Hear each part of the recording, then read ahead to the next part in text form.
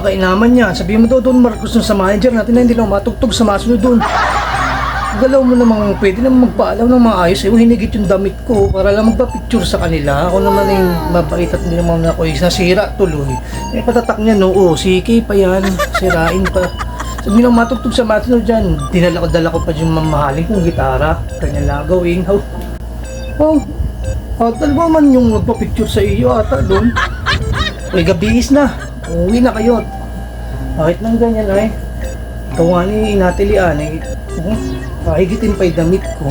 Pwede naman magsabi na doon yabang pag picture kami na maayos. Hindi yung gahigitan pa sila. Ayos ang katawan ko. Hindi man pwede hati-hatiin ka nila ako. Huwag ganun.